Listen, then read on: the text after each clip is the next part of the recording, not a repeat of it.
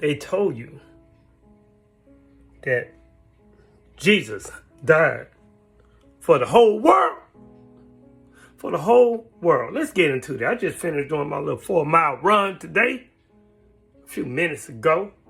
Under 30 minutes. 29:56, by the way. I'm 50 shine. But it's not about me. Let's talk about what we really come here to talk about. Since today is historic holiday, Easter, from historic pagan holiday. But anyway, let's go. We were told that Jesus died for the whole world, right? That his message was universal. Correct? You with me? But then in a simple question, it rises. If he truly came for the whole world, why didn't the whole world know him? Question mark. Because his story tells a different story. There were people, entire civilizations, entire generations who had no knowledge of him. Not because they rejected or repudiated him, but because they were never introduced to him. And in many cases, including that of our own ancestors, they didn't encounter his message naturally. They were coerced. They were taught. They were indoctrinated into that message, with that message. And not just taught, again. They were introduced by people who held power, sovereignty over them. People who came with dominance, with control, with systems that did not reflect the very teachings that they preached. So the question becomes even more uncomfortable. How do you separate the message from the messenger?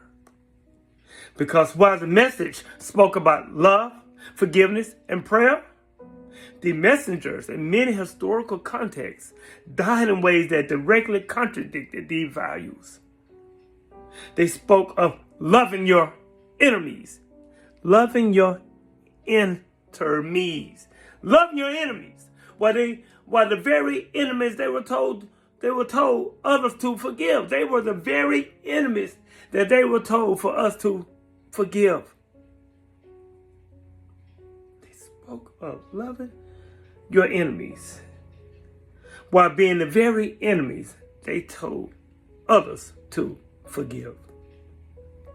Let's repeat that. Is it beginning to make sense? No.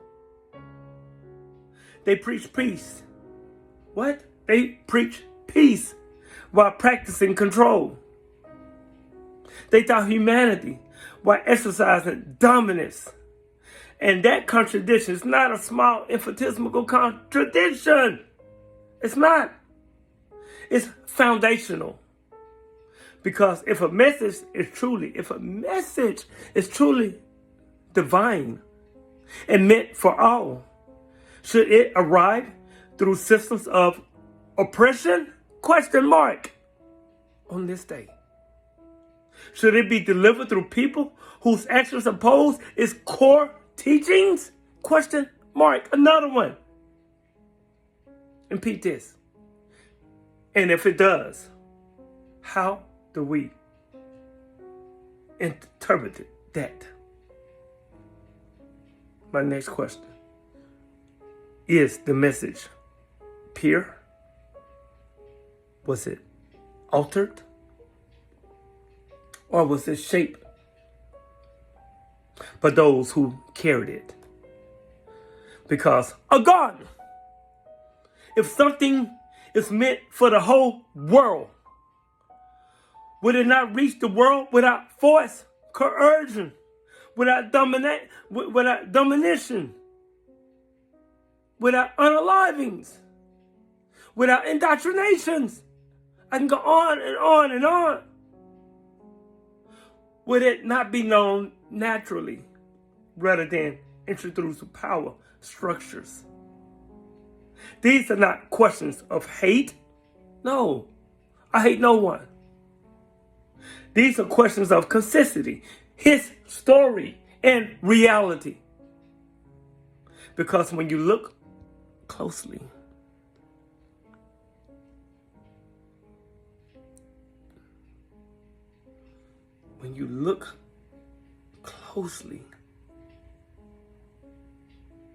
the spread of certain beliefs did not always align with the values whose beliefs claim to represent.